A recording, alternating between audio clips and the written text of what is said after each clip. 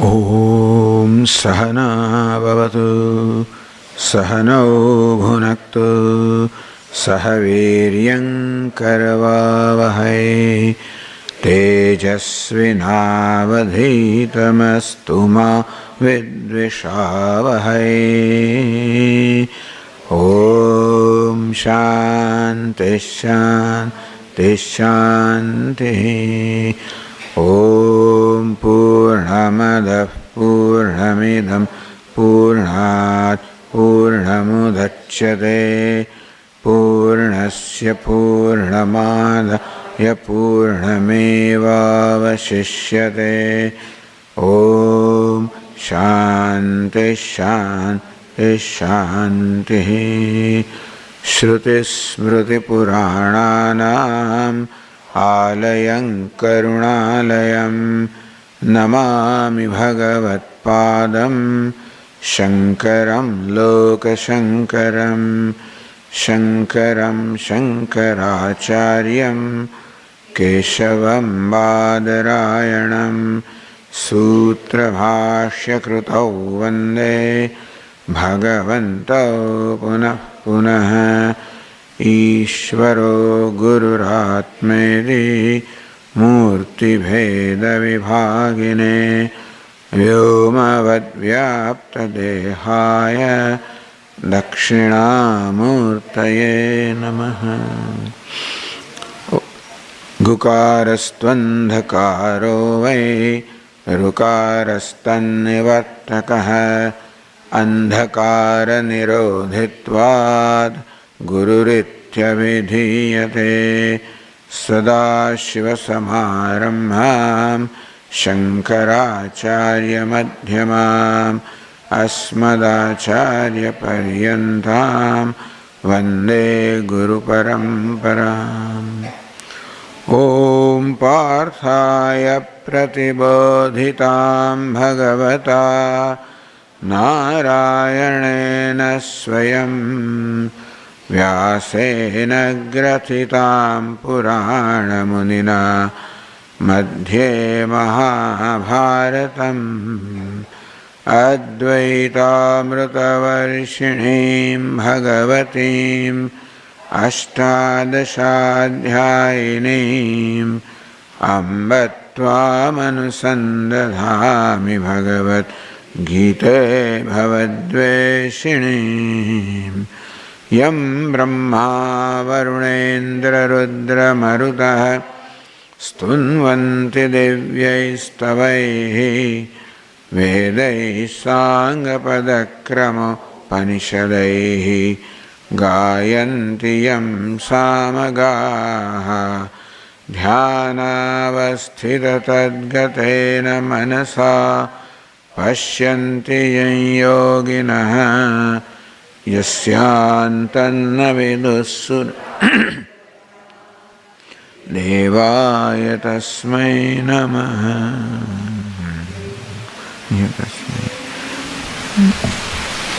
Recite the first verse.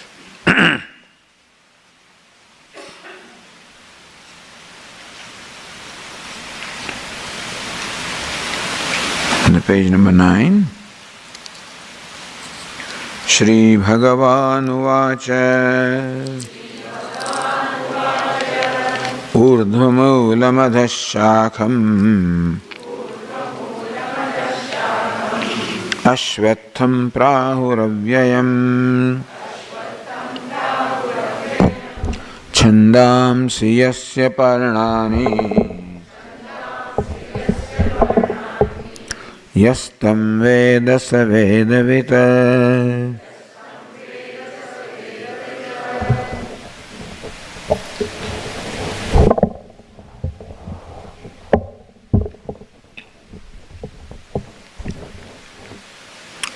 As you said last night, in this verse, Lord Krishna described the samsara, the universe, and that is compared to a tree. In particular, it's called Ashwatha tree, which is well known as peepal tree. The derivative, meaning the word ashvatha, in Sanskrit, shvaha means tomorrow. Sthaha means that which will be, which is. Shvatha, that which will be tomorrow. Ashvatha, that which will not be tomorrow. Which means that the universe being what it is, that which will not be, means it is perishable. It is constantly changing, it is perishable. That is the nature of the names and forms of the universe. Beginning from a small subatomic particle, all the way to galaxies, whatever it is, all of this is created, and a time will come, maybe a long time, when it will perish. And even when it is there, it is constantly changing. That's important. The reason why this is pointed out is that what is changing cannot be real, cannot be reality. As we said last night, reality is called satyam, truth, and that must be necessarily unchanging. So Lord Krishna is pointing out that the world of names and forms and variety and diversity that we confront, we come across, we experience, is perishable and constantly changing. Even as we see it is changing. And therefore, it is not real. But at the same time, an unreal thing cannot exist without something real. It's very interesting that whatever we come across is a union of the real and the unreal. In Vedanta, unreal is called mithya, real is called satyam. Whatever it is a combination of mithya and satyam. What it is that what we perceive or we experience is changing is mithya. But then, what manifests through that changing appearance is satyam, meaning that it is satyam or the truth or reality which is manifest with the costume that is mithya or unreal. So, what we confront is a union of two, the satyam and mithya, real and unreal. Like an actor, which is maybe playing the role of a beggar. What you see is a beggar. But understand that the beggar is not real. Beggar is an appearance. What is real is the actor which is manifesting through that costume. What appears outward is a beggar, and therefore we would think that this entity is a beggar, not knowing what the reality is. And we may treat that person also as a beggar when the play is over. And then his true nature is revealed. So say, you are giving me a dime, a dime a dozen like you, I can employ. The reality is much greater than what appears to be. What appears to be is a beggar. What is really is a very wealthy multimillionaire. Urdhva adashakam, as in this beggar. Moolam, the cause, the reality is much greater, and what appears, that is something very lower, inferior in terms of reality. And therefore Vedanta says that what we experience through the senses is not the ultimate reality, is only an appearance, is only a costume. And a costume cannot be without the actor. And therefore, this changing world of names and forms, which is what we experience, cannot be without the changeless reality, changeless substratum. And therefore, Lord Krishna begins Urdhva Moolam.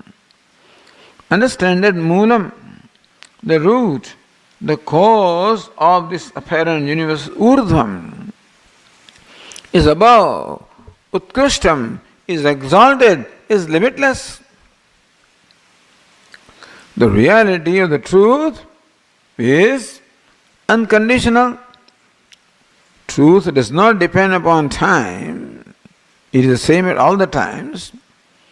Does not depend upon place. It is the same at all the places. Does not depend upon condition. It is the same in all the conditions. Meaning that the truth is not limited by the boundaries of time and space and condition.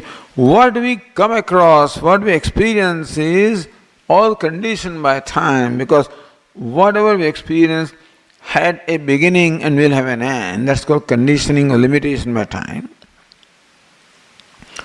What we experience exists in one place at a time and not at another place, meaning that it is limited in place. And whatever we experience, there is some character, some attributes, but not other attributes. This is a clock and not a table, the table and not a chair, etc. So whatever we experience is conditioned by time, place and attributes, understand? Meaning whatever we experience is all limited. And we think that that is the reality of life, meaning that our life is based on taking what we perceive to be the reality. And we are trying to extract some happiness and success, etc., out of what is apparent to us, what we experience. Unfortunately, the experience of human being is that you cannot get any kind of reliable, lasting happiness or success from this world, regardless of what you achieve. And achievements such as wealth and fame and power, etc., does give us a certain satisfaction, no doubt about that. But then its capacity to give satisfaction runs out. It is called the law of diminishing utility. That $1 million when I get, I am excited, I am ecstatic. Then I get used to that. Then my mind says, what next? Another million, a third million, I have lots of money. Then what next? Then I must have some fame and name. Then what next? I must have power. The idea is that this what next never ends. And what next means that what is not sufficient. For me to be satisfied, I need something more or something other than what I have. That is the question, what next means. So even though in our life we do have moments of satisfaction, no doubt about that, but the greater amount of time is in what next, always trying to achieve something different from what there is, something greater than what there is, something better than what there is, in the hope that I will arrive at a situation where I'll be completely happy or satisfied. Lord Krishna says, no, adashakam, this is inferior, this is an appearance, this is unreal, this is mithya. What is unreal or changing or temporary cannot give you permanent satisfaction. This impermanent thing cannot give you permanent satisfaction. But the next question is, can we be satisfied with impermanent satisfaction? Answer is no. We cannot be satisfied with impermanent satisfaction.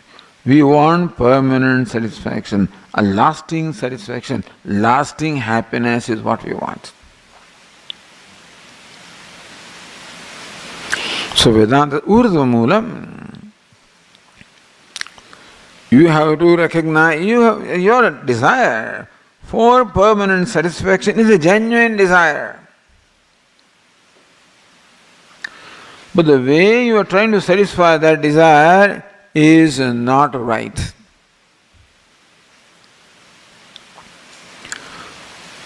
And therefore,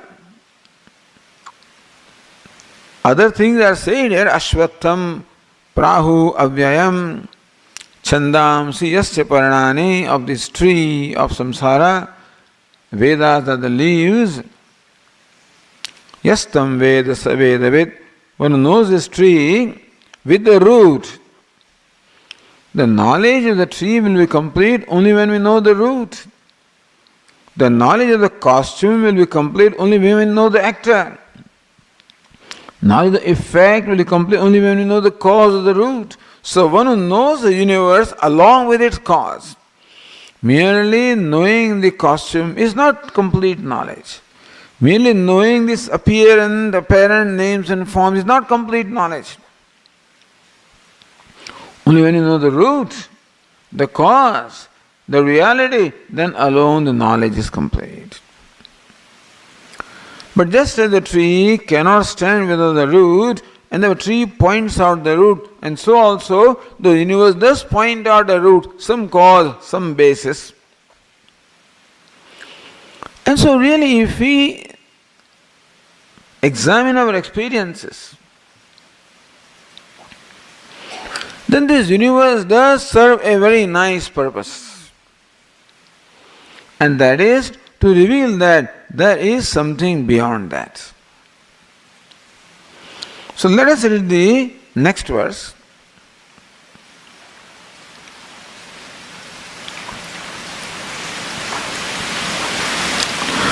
न रूपमस्येह तथोपलभ्यते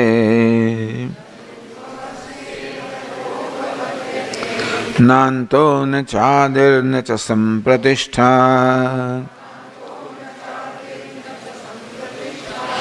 अश्वत्थमेनं सुविरूढमूलम् असङ्गशस्त्रेण दृढेन चित्वा.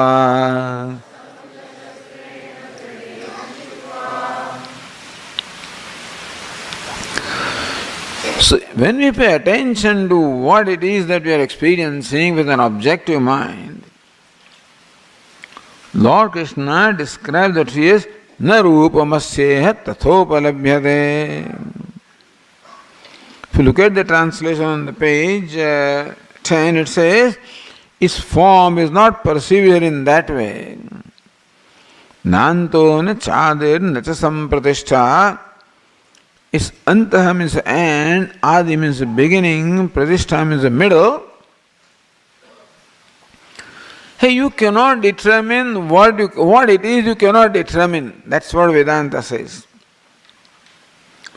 You cannot really determine what it is that you are experiencing. What the nature of world is, you cannot determine. Of course, the physicists tell us that they cannot determine. Because more you probe into the matter and further into the subatomic world, and you find that it is more and more complex and more undefinable,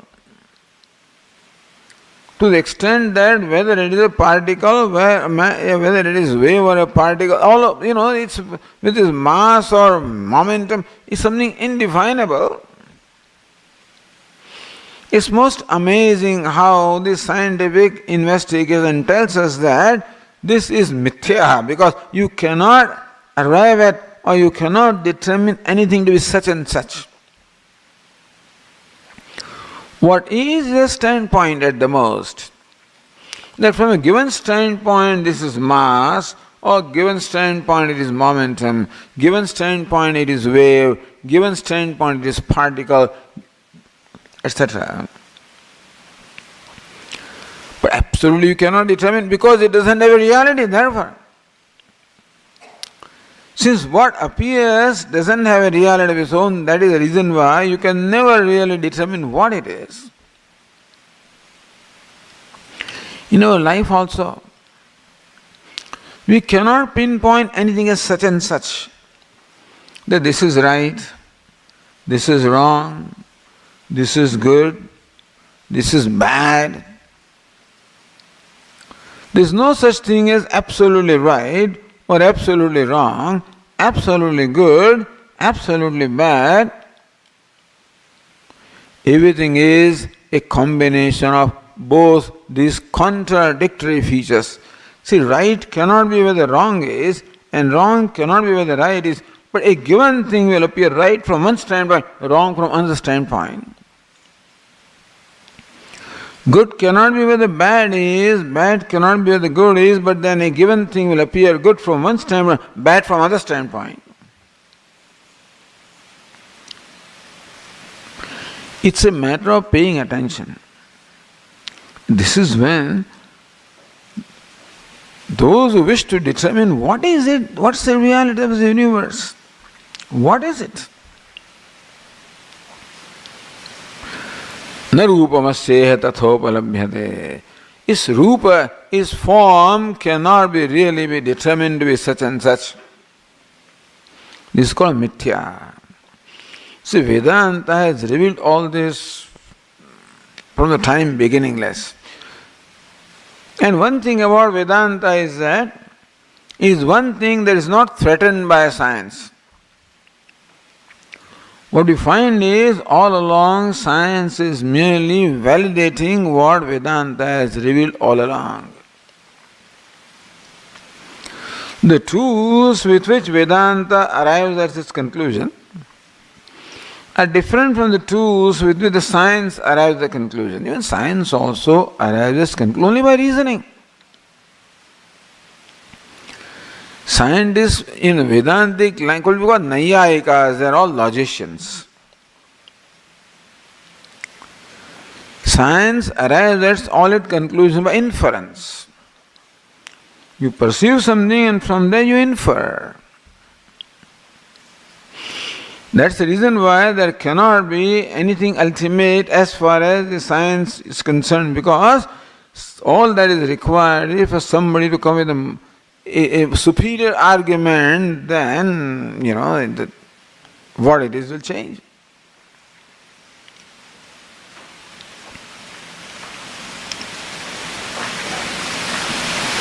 It's very interesting.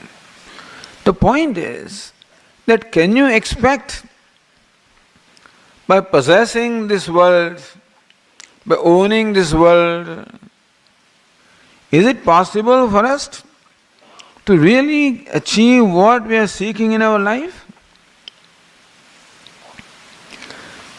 First of all, it is also important to understand that we are seeking something in our life. That our mind comes up with desires one after the other that shows that I want something in life. The fact that a desire is fulfilled and leads to another desire means that I have not yet achieved what it is that I am seeking, because other than there will be no desire. So that we are seeking something in life. And what we are seeking, as we said earlier, is we are seeking lasting happiness, lasting satisfaction, not something temporary or fleeting satisfaction. The reason why we do not find ourselves satisfied with anything, we do not discover a lasting satisfaction of anything, is because nothing that we achieve is capable of giving us lasting satisfaction. At the same time, we cannot give up our desire for lasting satisfaction because we are born with that desire.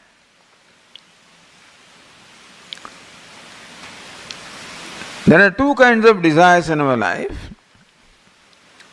One are what we call the natural desires and other can be called cultivated desires. Hunger is a natural desire.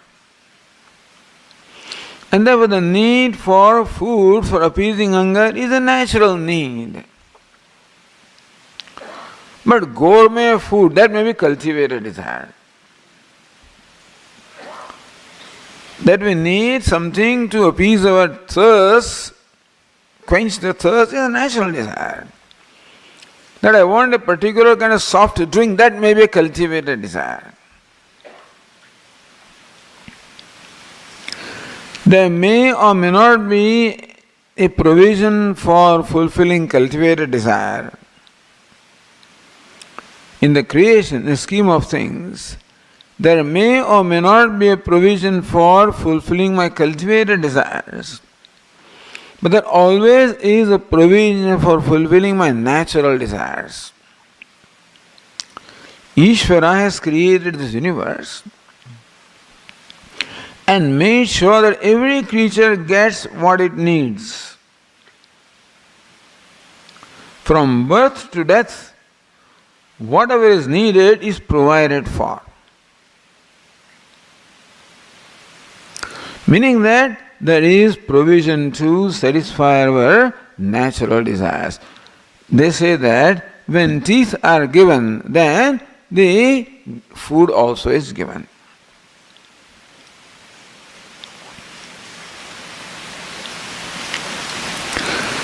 Now the question is, this desire for my lasting satisfaction, desire for limitless happiness, is it a natural desire or is it a cultivated desire?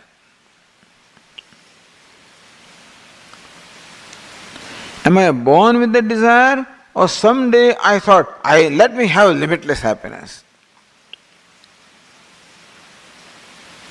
Is it a willful desire? Answer is no. It is not the someday I decided that I want the limitless happiness. I find myself desiring that. If I analyze my desire, which most of us do not do, most of the time human being keeps on fulfilling desires as they arise in the mind, thinking that fulfilling desire is success. But someday somebody would want to ask, how come in spite of satisfying countless desires, the desire per se does not go? Meaning desire, which is the manifestation of my inner need, that does not seem to satisfy. What do I want? What do I need? Then we find out that the desire behind all the desires is for that limitless satisfaction, limitless happiness. And that's the reason why nothing limited can give me any kind of sustained satisfaction.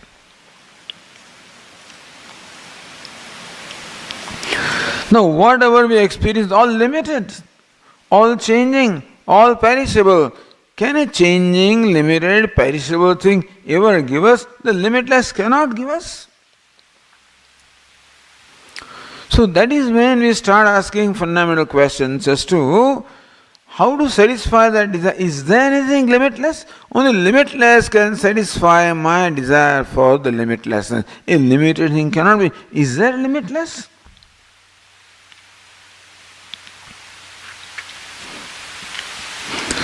So this verse said that when we really analyze what we are experiencing, analyze the nature of all our achievements, we find that all of these are really limited. And therefore, it becomes then, once we have this kind of an insight that yes, what I am searching for is limitless,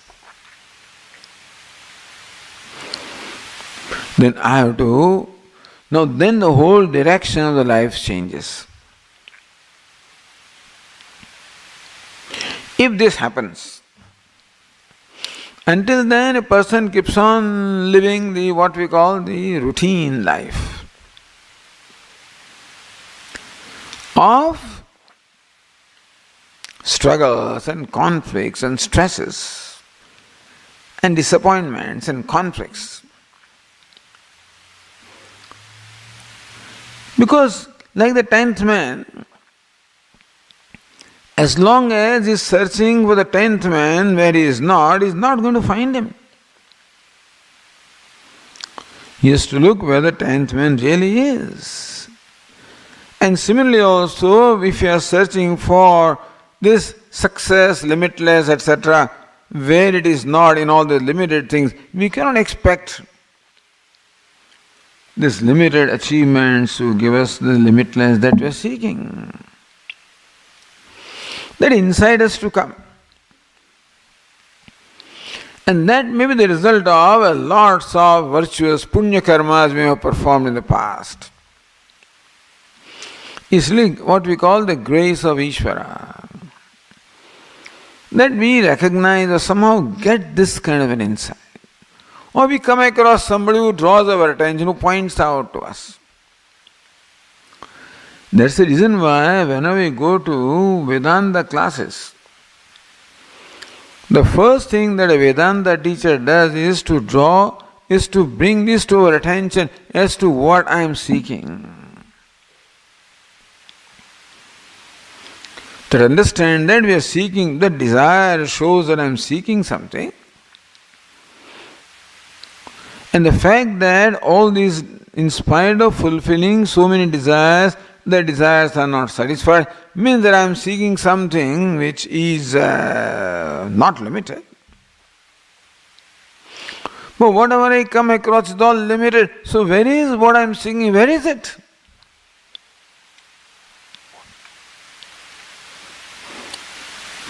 So this is there, then I need help.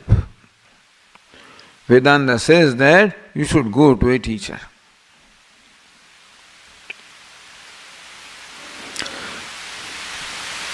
Meaning that you have to gain this teaching from a qualified teacher. Just as the 10th man can never discover that what he is searching for his own self, somebody has to bring his to your attention that what you are searching for is yourself. And so also somebody has to bring it to my attention that what you are searching is to be discovered from yourself and not outside of yourself. So this is the role of the teacher comes. That then, when this is clear, then I should go to a teacher. What does the teacher do? Helps me to contemplate upon the reality which fortunately happens to my own self. The most beautiful thing is that Satyam, or the reality, which is changeless, is not someplace else which is where people are generally searching for. The 10th man is searching for 10 men somewhere. It's not there. It is his own self. Similarly also, this reality that we are searching for is to be discovered from our own self. And that has to happen with the help of a teacher. Therefore, coming to the context of the Bhagavad Gita, or the Vedic context, those days going to the teacher meant that you have to wind up everything here, You have to retire, wind up everything. Leave everything here and then go to the teacher with no baggage in the mind.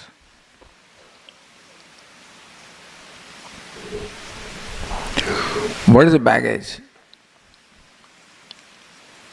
My attachment. See, one thing is, when I am pursuing knowledge and listening to teacher, what is needed is a mind that is with the teaching, a mind that is free from distractions, a mind that is free from conflicts and distractions. Is it not so? For any learning, let alone Vedanta, even if you go to study in school and colleges and where we require a mind which we can focus. And fortunately, as far as studying the objective sciences is concerned, there is not much difficulty in focusing the mind. Because studying physics or chemistry or medicine or any objective science, if I'm interested in that, I'm able to focus my mind. At that time, my personal anxieties, worries, stresses do not seem to become an obstacle. But here, the subject matter is myself. What Vedanta teaches us is the true nature of my own self, which is the most difficult thing. Isn't it amazing? Perhaps studying this particle, all these very complicated things is not as difficult. Not emotionally as difficult. Intellectually it may be tough, but emotionally not as difficult as. So the problem in studying Vedanta is more emotional problem than intellectual problem. Intellectual, of course, you require. What's the emotional problem? When I go to study physics, I go with a clean slate. When the physics professor teaches me some principles of physics, my slate is clean, I have no axe to grind, I have no opinion about it, and therefore I am very objective to what the person is teaching and I am able to grasp it. It may be atoms and molecules, or whatever it is that they are teaching. Because I have no opinion about atom, I have no preconceived notions, I don't have any agenda at all with reference to the physical sciences. You see what I am saying? Meaning that I don't have any preconceived notion as to how a particle should be or how an electron should be. What it is fine with me. But when it comes to the self, I already have all kinds of preconceived notions about myself. And there are a lot of emotional stuff about my own self, and this is what becomes an obstacle. Meaning that I am not as objective about myself as I am with reference to the objective sciences. So meaning that for studying or learning something, what I require is an objective mind. What is an objective mind? A mind that doesn't have any preconceived notion, which doesn't have prejudices, which doesn't have any agenda. Open mind. Whereas I am open about everything in the world, I am not open about myself because I have lots of notions and conclusions about myself. Because we are self-conscious beings, never always conscious of ourselves. Other creatures also are to some extent self-conscious, but their self-consciousness is not evolved enough for them to have any emotional problems. So dogs and cats and donkeys and monkeys don't have any emotional problem in terms of they don't have any sadness and don't have any depression, etc. They don't have any kind of conflict. They don't have preconceived notions. They don't have anger and they don't have greed and they don't have lust. They don't have that. Because they are programmed.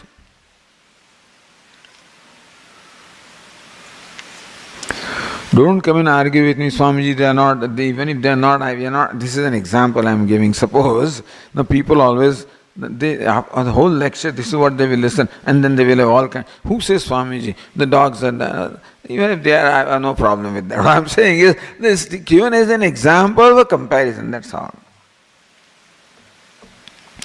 Swamiji, no, our dog is a very emotional dog. I said, yeah, how many years has he lived with you, So yes, it will become.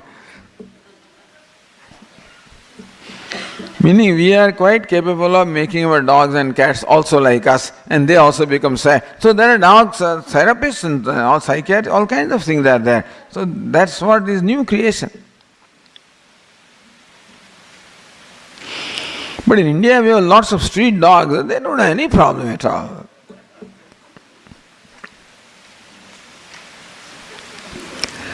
They might bark at you and perhaps get angry momentarily, then they forget it. It is just an observation, we are not making any comment about it, nor do we desire to be like that, that's also not the point.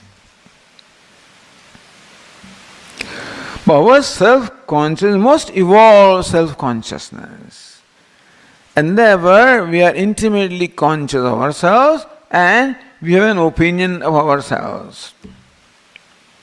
There is, in our Puja Swamiji's words, a self-judgment or self-opinion as to who I am. I always have a notion about who I am so and so. We cannot but have an opinion about ourselves because it is the nature of our mind to judge. And we judge whatever it is that we come in contact with, and the first entity that we come in contact with, our own self, the first thing that is there is judgment about myself. Who am I? By who am I mean, you know what I mean is whether I am good or bad, I am right or wrong. That's what I mean by self-judgment. Not that I'm 5 feet tall, etc. That's okay. But this kind of judgment, I'm a limited being, I'm not as good as somebody else, I'm better than somebody else.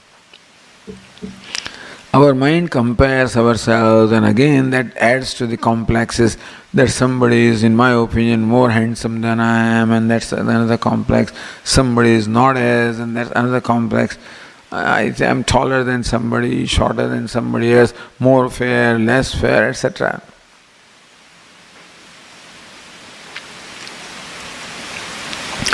All kinds of complexes we have about ourselves.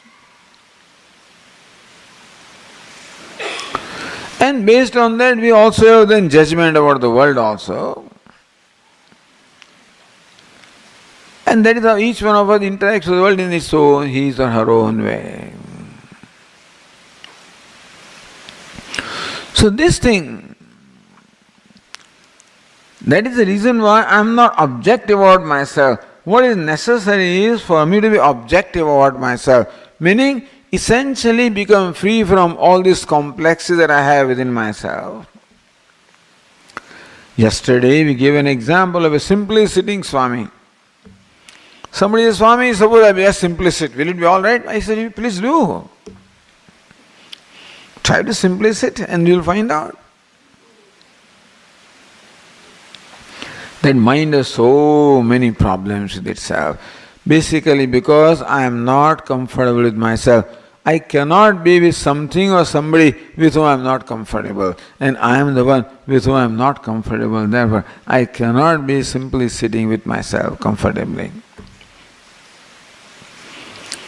So the qualification for studying Vedanta is developing a comfort with oneself. Then only I can be objective about myself. If I want to study what myself is, I should be objective, meaning create a distance. I should see my own thoughts and emotions without getting involved with them, and then I'll be able to learn and understand what my true nature is. So this verse says, Ashwattamenam suvirudhamulam. This tree of samsara has, its roots are well entrenched. The roots are well entrenched, meaning that these emotions in terms of the complexes about the self,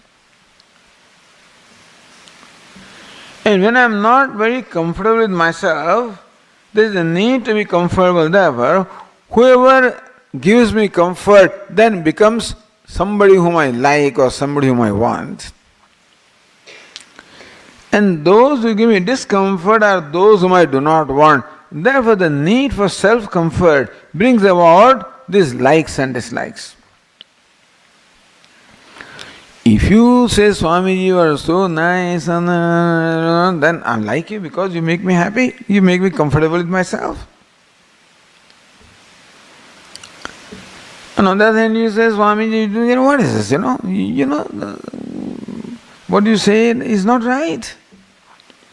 I don't think that you are able to express yourself. Something like some critical thing. Then I become upset. I don't like that person. Basically, I like the comfortable self. And I dislike the uncomfortable self. That is my basic like and dislike. And therefore, those people and situations which create in me a self-comfort also become likable, and those who create in me a self-discomfort become disliked by me. Therefore, we like some people, we like to be with some people, and we avoid other people. We like some places, avoid other places. Like some situations, avoid other situations. If we analyze why that is so, we'll discover that those people, those places, those situations which create in us self-comfort, we like them because basically we like the comfortable self, and therefore whoever or whatever is means of that comfortable self also becomes an object of like. And I am not happy with an uncomfortable self. Therefore, whoever creates uncomfortableness in me, I don't like that one also. So, that is our relations, our likes and dislikes, attachments and aversions. So, all emotional problems. We have two problems, intellectual problems and emotional problems. Vedanta can solve the intellectual problem. But emotional problem we have to deal with first of all. Vedanta helps there also, but the point is, what is emotional problem? Emotional problem manifests in the form of these likes and dislikes, attachments and aversions. So since my need for a comfortable self is so strong that whoever creates a self-comfort becomes very important to me, and therefore I cannot do without that. So there are things and beings without which I cannot do. That's called attachment. And similarly there are things and beings which I cannot stand, and that is called aversion. So attachments and aversions. And since we have never realized that these attachments and aversions are damaging to me, we have not done anything about them, and therefore these fellows, attachment and aversions, have been becoming stronger and stronger. Because all I am doing is trying to fulfill my likes and dislikes. I do what I like to do and avoid what I do not like to do. I want to achieve what I like to do, I want to get rid of what I do not like to do. That is my life. And more I satisfy likes and dislikes, stronger they become, like pouring butter into fire. This likes and dislikes become stronger and stronger, and therefore more and more controlling me. I do not have the freedom. My mind is controlled by these fellows, likes and dislikes, attachment, ever they control. And therefore, it is important that I should make myself free from this hold or sway of likes and dislikes or attachments and aversions. So this verse said, Ashwatthameram Suviruda Moolam, these secondary roots of likes and dislikes have been deeply rooted. Asanga Shastrena Dridhena Chitva, it says that cutting this with the weapon of detachment. Weapon of detachment. That is why Lord Krishna described this creation in the world. It does not deserve, it is not right for you to have likes and dislikes because it's all unreal. What you are attached to also is unreal, and what you have aversion for also is unreal. Analyze what you are attached to and what you have aversion for. They are all unreal. So when we recognize the unreality of those things,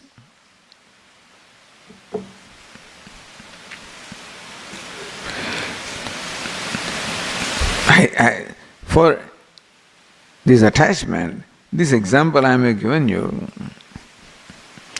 In the New York City, this man saw a beautiful woman and immediately was attracted towards her. And she started following her. And soon she realized that this man is following me. So she she took a right turn where she was walking, and this fellow also took a turn. And he just followed wherever she went. She entered a cafeteria, and then he also entered, and she took a place on a table, and he also took place on the same table. She ordered coffee, he also ordered the coffee. I mean, he was pretty strongly, I guess, attached, whatever. It's amazing. So she was a very kind person. He said, looks like that you really like me, isn't it? He said, yes, I've never seen more beautiful. What people say, never seen as beautiful person as you, and this and that, and look at your face, look at your hair, look at this. That woman says, my hair is very beautiful, isn't it? He says, yes. She pulled out the hair. It was a wig. My teeth are beautiful. He says, yes. That was a denture. My face is beautiful. There was all kinds of foundation, all stuff on that. It turned out to be really a woman with lots of, wrinkles, an old woman, not good looking at all. So when we really look into what it is that we are attached with, this is what we'll find.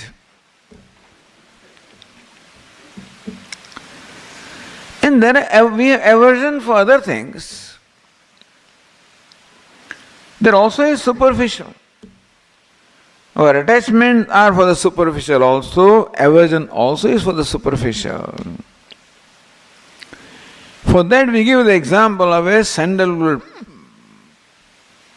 piece of sandalwood, which is fragrant by nature.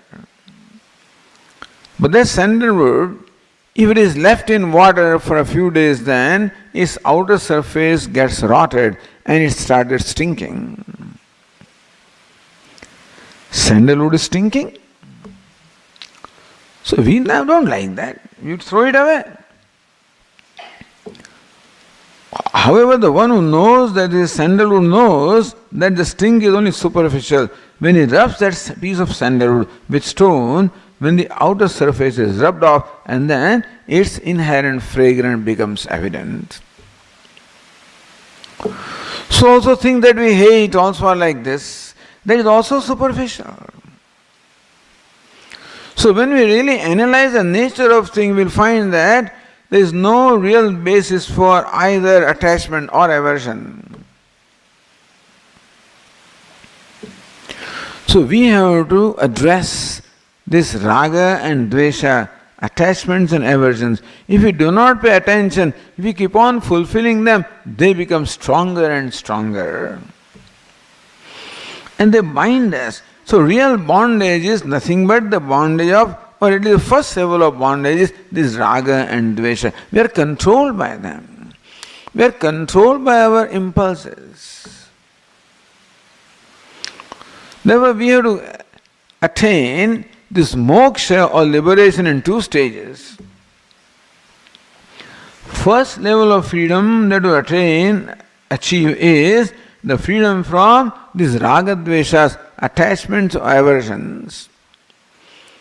Or what in Bhagavad Gita also is called kama and krodha.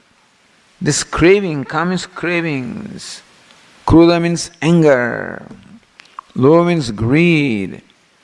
We have to attain first level of freedom from them. And for that, Bhagavad Gita, of course, teaches what we call Karma Yoga, and we have discussed it in the past, with right attitudes and values. All with analyzing, analysis. I'm attached to somebody or something. What's the reality of that? I hate somebody. What do I hate? I will find that what I hate also is costume, and what I'm attached to also is costume. The reality is that which is not subject to either attachment or aversion. Asanga shastrena dhrudena chitva. Thus, by analyzing the reality of this tree of samsara, which is in fact nothing but mithya or unreal. So, what we actually experience is a costume which is unreal, and then our attachments are also for the costume, aversions also are for the costume. When we realize that the costume is immaterial, it is costume, not a reality. This beggar I hate and the king I love, but then both of them are costumes. Beggar also is a costume put on by the actor, and king also is a costume put on by the actor. And therefore, if I really realize actor, there will be no attachment, no aversion, is it not so? So here Lord Krishna in this verse says, Asanga, this is called the weapon of detachment, weapon of viveka or discrimination or analysis. That when I analyze the reality of what I am attached to, and I realize what I have aversion to, I realize that both of these are unreal, superficial.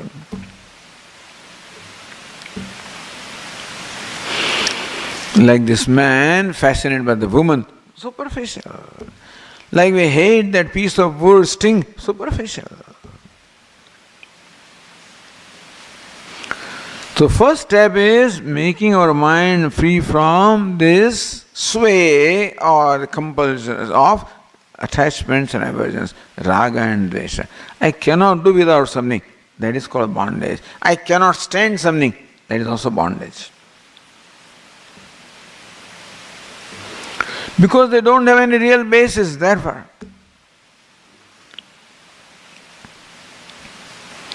I cannot live without somebody because that is a source of my happiness and security, Swamiji. There is no happiness, no security anywhere other than yourself. The true happiness and true security is to be really discovered from your own self, because that is the only source of happiness and security, nothing else. Everything else itself is insecure. In the whole universe, everything itself is insecure. How can it give you security? Everything is constantly changing, perishable, and how can it give you something permanent? So thus when we analyze what it is that we want and the nature of the universe, then we realize that there is no point in having attachment and aversion, because both of these are born by not understanding the nature of what I am attached to or what I have aversion for. Therefore, Lord Krishna presented the universe as a tree. In Sanskrit, the tree is called vriksha. This is what I'm sure everybody knows. Vriksha means tree. Vrashanad vriksha, so that which can be felled. So the tree is that which can be felled by what? By the weapon. Which weapon? Of detachment.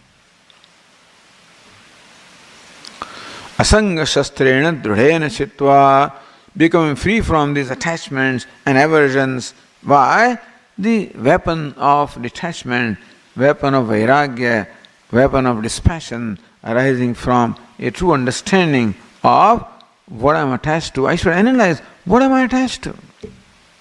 What do I hate? What's the reality of what I hate and what's the reality of what I love? Then mind will become free from both of them. With that free mind now, what should we do? Read the next verse. Tatah padam tat parimargitavyam Yasmin gata na nivartanti bhuyah tameva chadyam purusham prapadye yatah pravruttih prasruta purani.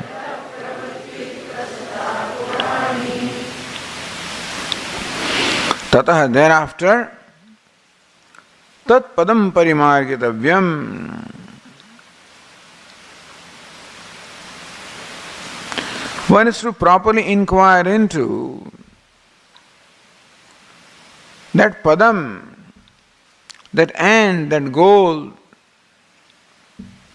Yasmin gataha nanivartanti bhuyah. Going where they do not return.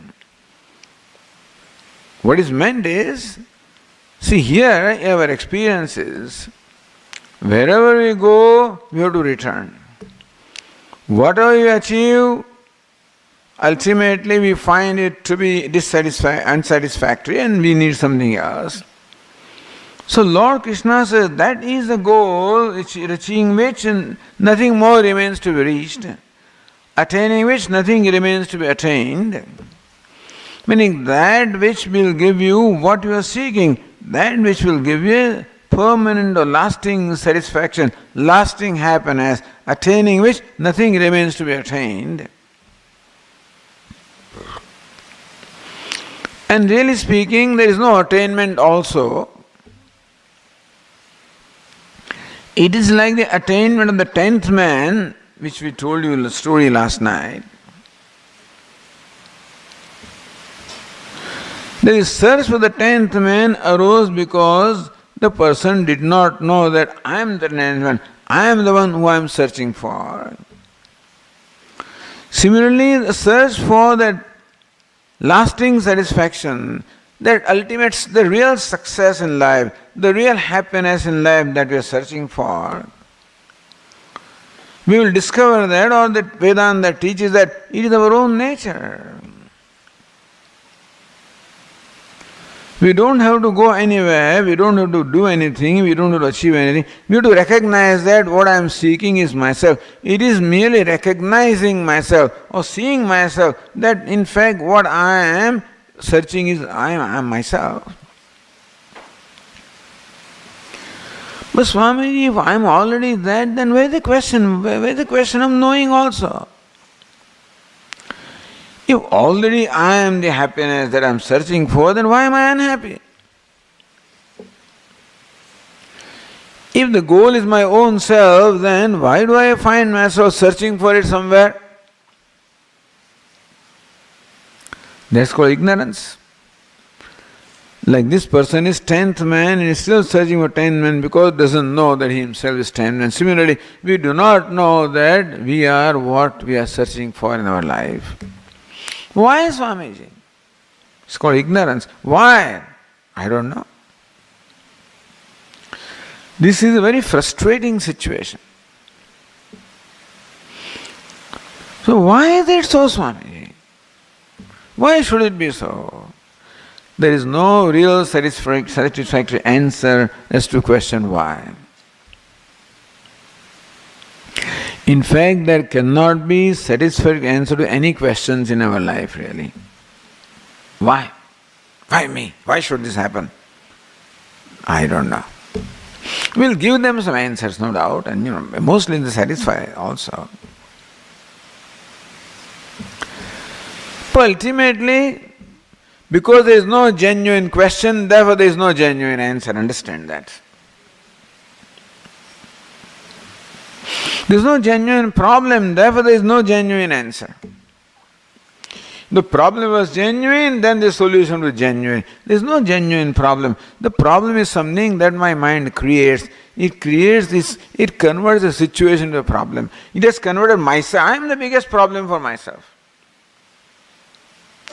I have the biggest problem with my own self because I said yesterday, there is one fellow whom I do not like, and that is myself. There is one fellow with whom I am not comfortable with myself. Why is it so? When you are so beautiful, Swamiji, you are limitless, I don't know, ignorance.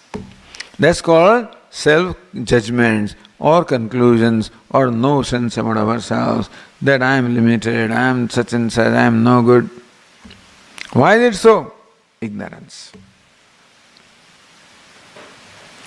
So all that is needed to do really is to become free from all these false notions and gain the true knowledge of myself. That's all that is necessary.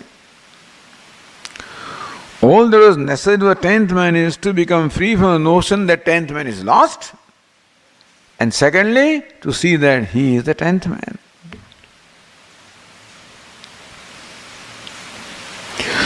Therefore, knowing the 10th man, nothing remains to be known. Achieving the 10th man, nothing remains to be achieved, because he is what he was seeking, he is what he was seeking to achieve.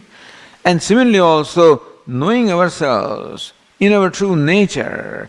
Right now, with the way we know ourselves, but know ourselves falsely. If we did not know ourselves, there would have been no problem, really. This consciousness is a big problem. Self-consciousness is a problem. Because we are self-conscious, that's a problem. Thank God there is a state called deep sleep state where there is no self-consciousness. There's a great relief. Otherwise you would get mad, crazy. Because every time I am self-conscious, I am unhappy. I find myself not acceptable to myself because I think I am a limited being.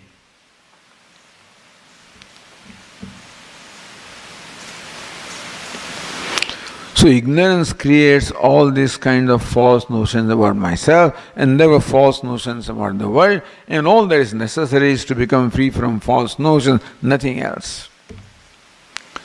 So Vedanta says, going where they do not return, meaning that knowing which nothing more remains to be known. Discovering that I am what I was searching for.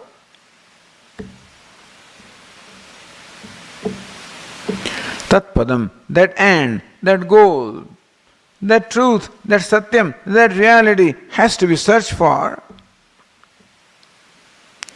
Where do you have to search for it? As my own self, not looking out there, where is reality? That's what science is doing. Science is searching for reality out there, in the matter. And probing, and now we have found it. We have found the God particle, we have found. Okay, we are pretty close. We bless them. But as long as we are searching for the truth in a thing other than ourselves, we can never find it because it is not there. The one who is searching for the truth is himself the truth. So a scientist will discover the truth when he looks at himself rather than looking out there. But that they cannot do because then there is no more science. Because the tools are different. Tools for searching for the truth in matter are one, and searching for yourself are different tools are there. This tool is called yoga. It's called, the looking at myself, understanding myself, the tool of self-knowledge. So once this understanding or insight takes place in me, that what I am searching for is the limitless and that the universe is all limited and therefore it cannot provide me what I want, so I don't want that. So asang, that's called the weapon of detachment. So once I have clearly understood that everything in the universe is limited and therefore cannot give me what I am seeking and therefore nothing to do with that, then it goes out of my mind. Then my mind becomes free from that. And now I can totally focus upon studying, listening to Vedanta. And already says, the answer is given. Attaining which nothing remains to be attained. Meaning you are what you are searching for. That's all that a Vedanta teacher tells us. Tattvamasi, that thou art, you are what you are searching for. You are what you are trying to become. Our teacher, Puja Swamiji, when we went to study with him many years ago, began like this. In the third or the fourth day he says, so that story was the same way was told, and 10th man story and stuff like that. With the conclusion that you are what you are searching for. That you are that. You are Brahman. You are limitless. So this is what I am telling you today. And after the end of the course, this is all I will tell you. Don't think I will tell you something else. Same thing. Every day in and day out. Only one thing they keep on hammering in your mind. Because that's the only truth and that's all there is. There is nothing else. Then Swamiji, why do you go on for 2.5 years, 3 years, 3.5? Why do such long courses? Even that is not enough. One lifetime is not enough. Why? It is because we have wrongly hammered ourselves that I am limited, I am no good. That hammering has been so strong, so deeply rooted that this new hammering takes a long time. That's all it is.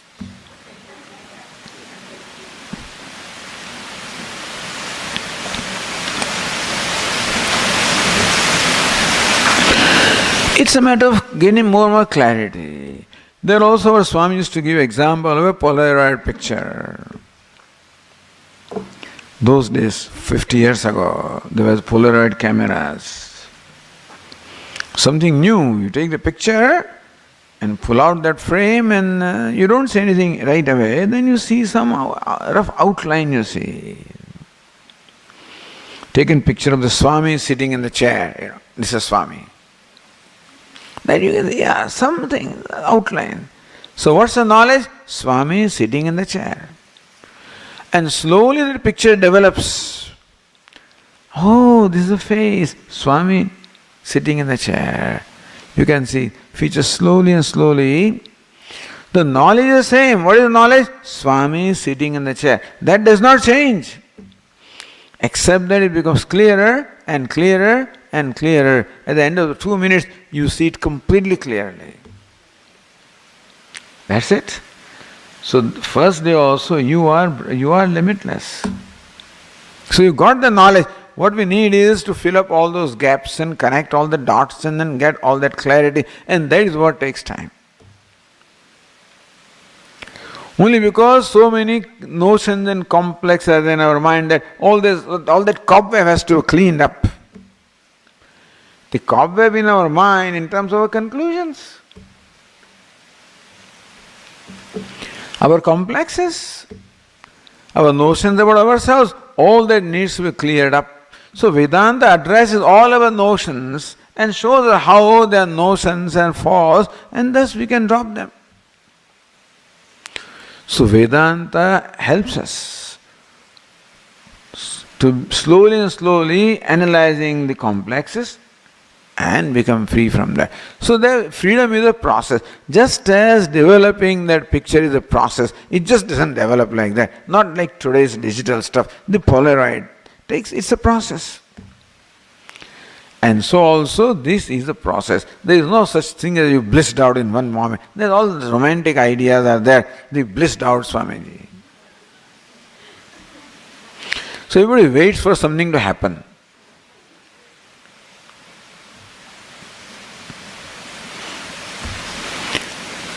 But it is, as I said, it is a process because it is like cleaning the cobwebs. As the cobwebs in the mind are cleaned, we get understand more and more clarity. And teaching becomes clearer and clearer. I discover the complexes one by one, they get dropped. That's how ignorance is shed. Knowledge becomes clearer and clearer until you become abiding in that knowledge, which we talked about yesterday. A person who is spontaneously abiding in that knowledge, that's for everybody. Each one of us is qualified to do that. And we have to do it today or tomorrow, there is no choice. Because you cannot be satisfied with the way being limited. You cannot be satisfied. You can't say, Swami, I'll postpone it. You can't postpone being happy. If by postponing you are remaining, Lord Krishna says, Anityam asukham lokam imam prapya bhajasvamam. Here, Arjuna, you have limited time. And you have a lot of pain in the life also. Asukham. And you are struggling to find happiness out in the world where it is not. So give up all that stuff. Bhajasvamam. Worship me. Seek me. That Lord says as our own self. Here also it says, Tamevacha, second line says, Tamevachadyam purusham prapadye yatah pravrutte prasuta purane. When I am listening to the teacher in Vedanta, what is my attitude? So here the second line describes what is bhakti or devotion. The attitude of surrender. This word surrender also doesn't go well with our mind. Surrender I cannot accept from you, so I can't surrender to anybody. Shraddha, the trust, I can't, this trust and surrender, etc. We react to those things. We are always surrendered to something, I tell you. If nobody else, we surrender to our own ego anyway, we are surrendered. If I don't trust anyway, I trust my ego anyway. Somewhere I have to trust and somewhere I have to surrender. Without that, there cannot be life. So surrender where it should be surrender. Says, trust in the surrendering to the teacher, surrendering to the scripture, surrendering to this whole process, making myself available. What is meant by surrendering is not resisting. With an open mind, it's called surrender. Because usually my mind being what it is, I keep on questioning what is being told. If it does not go with my present notion, I question everything. That's what we are told, question everything. What do we question? When somebody says something which is different from what I presently believe, I question. Because I am surrendered to my own belief and therefore I don't accept other things. So understand, surrender we are. Then surrender to the source of knowledge which is scriptures coming through the teacher. It is not surrender in terms of being a slave or something like that. Surrender is not in terms of being vulnerable and being exploited. That's not my surrender. It means open mind. A learning mind. Not a questioning mind, but a learning. You don't question, but you ask a question is different from questioning somebody, understand? Asking question is one thing, that shows your desire to learn, and questioning is something else, that shows that you are resisting or not accepting what you are told. See the difference between the two?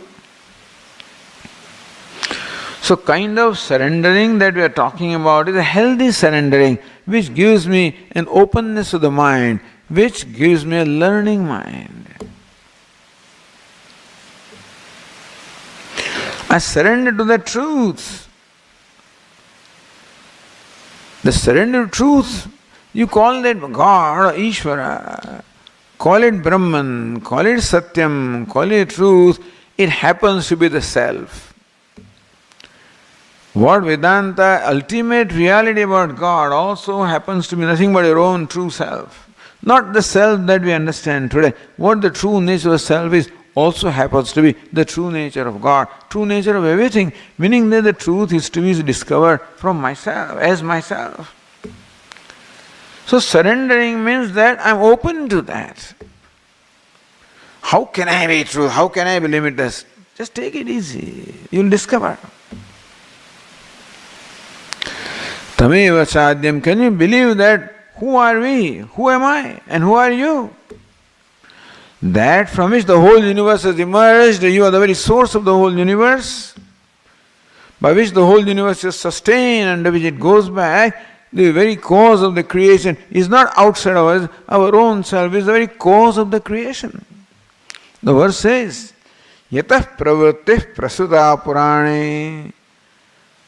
That from whom the instant creation has come forth, So we are talking the root of the tree of samsara. The tree is a creation, and what's the root? Urdhva Moolam, the root is most exalted, the root is limitless. What is that root?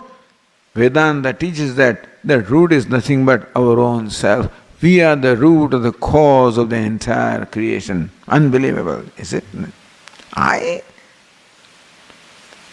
Not you as you understand yourself, as you really are. It can happen that this actor, who is a very wealthy person also, while performing the role of a beggar, something can happen in his mind because of a little too much of stuff inside, and he may think that I am a real beggar. Suppose happens to him.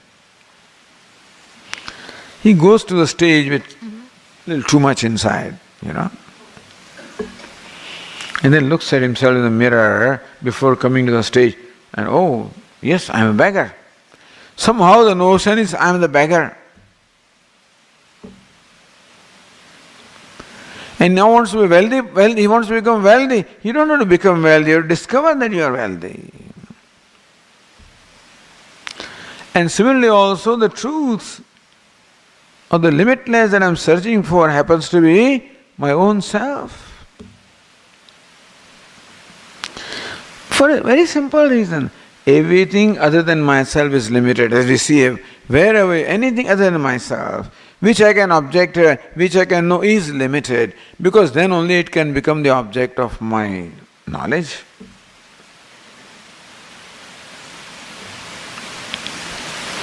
So the limitless self is myself. Therefore the verse says that knowing which nothing remains to be known. Knowing here is the same as achieving.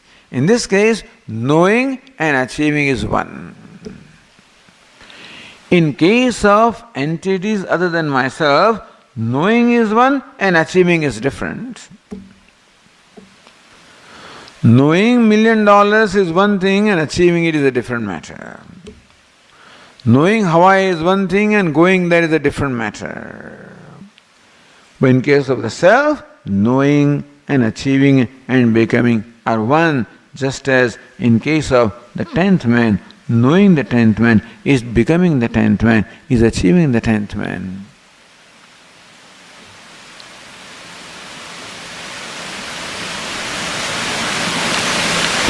Therefore, going where one does not return. There is no need, there is no question of returning. That's why he said everything.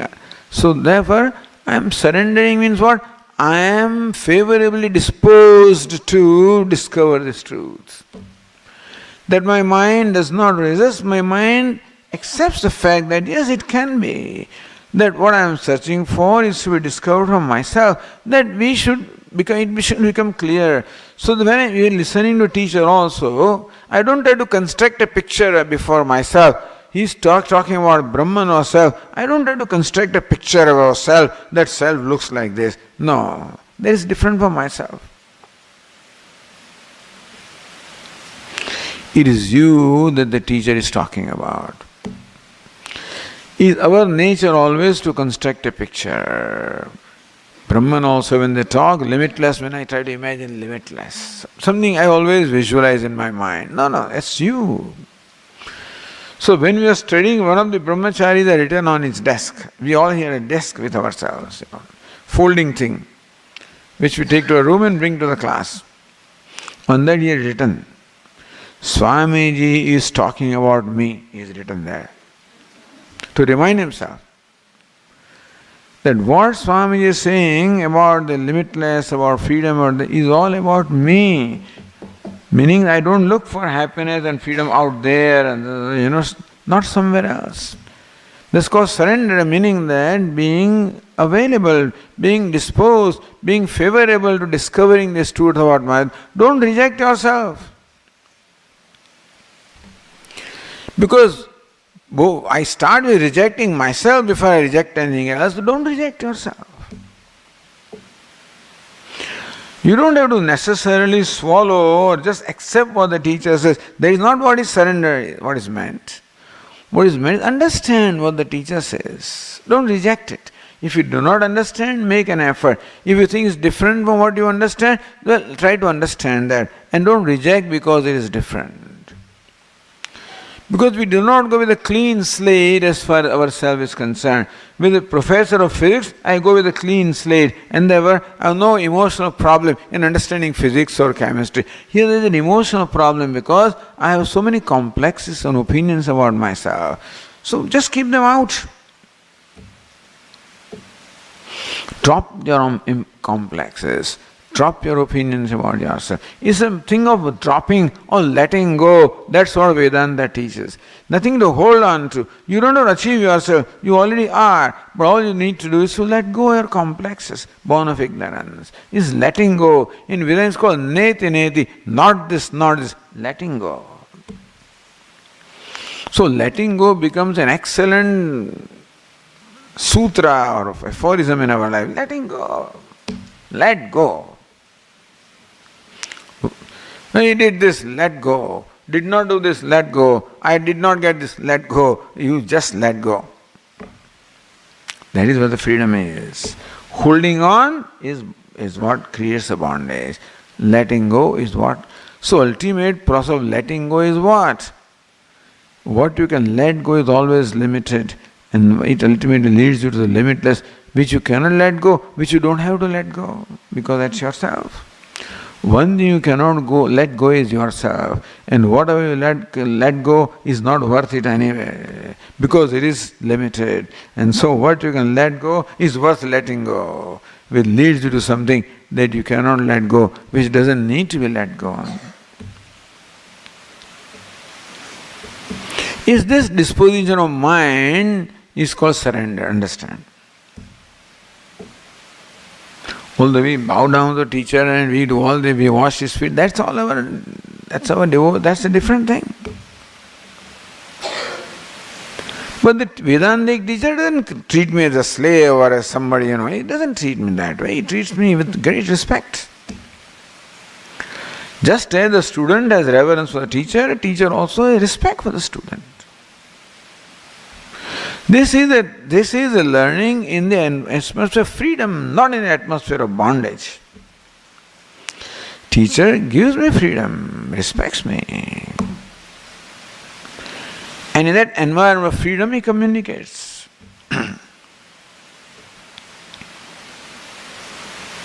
So this is a process of learning and growing and ultimately discovering and owning up the true nature of ourselves, which happens to be the root of the creation, which is the urdhva moolam, which is the most exalted thing. You can't imagine that the most exalted thing in creation is yourself. So much inferiority I have about myself that I can't accept it. I find it very difficult to accept it, or even believe it, or even consider it. No, I am willing to accept anybody as God, not me. I know myself very intimately, but that's not right. So thus being open to discover this fact about myself. Tameva chadyam purusham prapadye.